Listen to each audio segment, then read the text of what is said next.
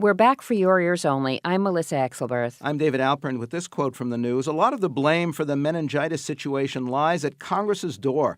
That was research pharmacist Larry Sasich on the failure of federal legislation to regulate drugs made by local compounding centers, like the one linked to tainted steroids behind the current meningitis epidemic.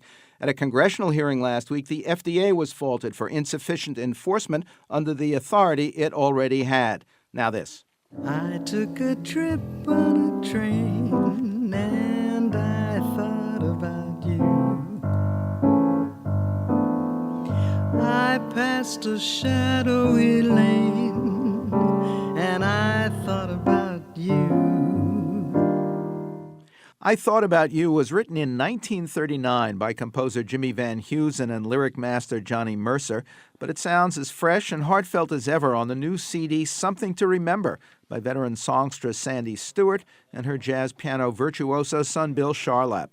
That's also the title of their new show at Feinstein Supper Club in Manhattan's Loews Regency Hotel this Thanksgiving week.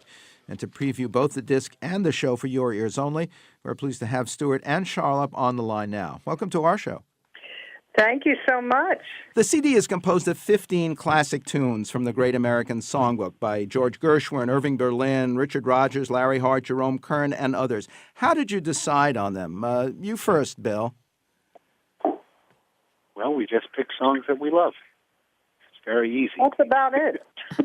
Let's talk about some of those in particular, starting with probably the only number with Fred Astaire to which Ginger Rogers did not have to dance backwards and in high heels. As I recall, they were mostly side by side, and she was actually in riding boots. Really? To be honest with you, we're not all that connected in terms of choosing the songs with their original performances in the films or the shows. Though sometimes we're aware of them, though sometimes not. But mostly it's about the composers and the lyricists and the timeless stories that they tell. Well, that one in particular is, isn't it a lovely day to be caught in the rain when he's driving a handsome cab and they get stuck in the park. Well, after all, of course, the great thing about, one of the great things about Astaire is if it wasn't for him, there are so many songs that wouldn't be here. Berlin wrote for Astaire. The Gershwins wrote for Astaire. Kern wrote for Astaire. So it's kind of an amazing thing that that one incredible American figure was so important. Also, for me, especially, it's the story that each song that we do when we perform or if we record, it has to really mean something. It has to tell a specific story to the audience that's there to hear the story. And sometimes I think it's true, Mom, that you may feel both a personal story about them, and that story can change because sometimes the songs have a lot of layers within the lyrics. We could talk about something personal, or be an actor in a play, or any variant of all of those things, and it changes from night to night too. Wouldn't you say? Yes. Tell me this, absolutely. Bill, as a pianist, are you, as your mom, attracted to songs by the story and the lyrics or more by the music? Both. Well, in my case, yeah, as Sandy just said, both. For me, songs are 50% lyrics and 50% music, which is, of course, what they are. But and, of course, as a pianist, I'm not singing the lyrics, but I'm always hearing them in my head, and they always inform the way that I play a song. And more than that, I hear my mother's voice singing them. Well, Sandy, we have to ask if, as a parent, you ever had qualms about your son following you and your composer husband, Moose Charlap, into the music and show business. Absolutely not. He was drawn to the piano at the tender age of 3, where most children on any acoustic instrument would be attracted to it because you can just pound on it and get a reaction. And Bill actually, and he was a very, very how can I energetic? say? Yes, energetic child. And you would think that he would do something like that, but he approached the piano, and it wasn't because Moose was there every day composing and playing the piano. He just went up to it, and his nose would reach the keys, and he would actually hit each key with a single finger. And we looked at each other, Moose and I, and said, Oh, looks like he has some interest here.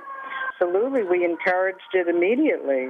Bill, let me ask you, what was the aha moment that first led you both to think about performing together? When he got old enough and wise enough to accompany me. He was about, 16, something like that, I guess. Maybe somewhere in that area. I had to get good enough. Sandy had already, of course, had a major career as a singer, singing on television and recording and touring with Benny Goodman. And, I think it's important for me to just say that it's really just about making music, whether it was with simply a great singer or a great singer who happens to be my mom. Of course, we have an extra special connection that's indescribable because of how close we are. My mother's voice, her style of singing, it's not something I would analyze, but something that upon analyzing later, I could see was very informative and influential to the way that I approach popular songs.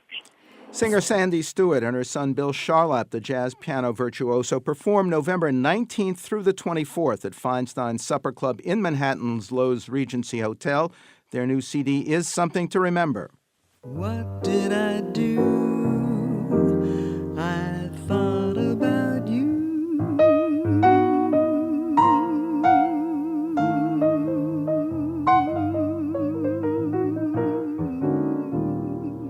And a quote from the news, living without a safety net. That was Dr. John Hardy of the University College London on two new studies showing that people with a mutated version of the TREM2 gene have less protection against developing Alzheimer's disease. And here's another. They don't believe for a moment anything about this so-called confession.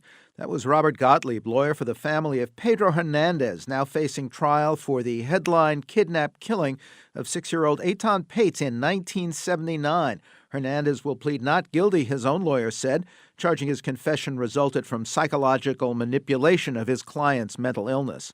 Next, how we say what we mean, for your ears only.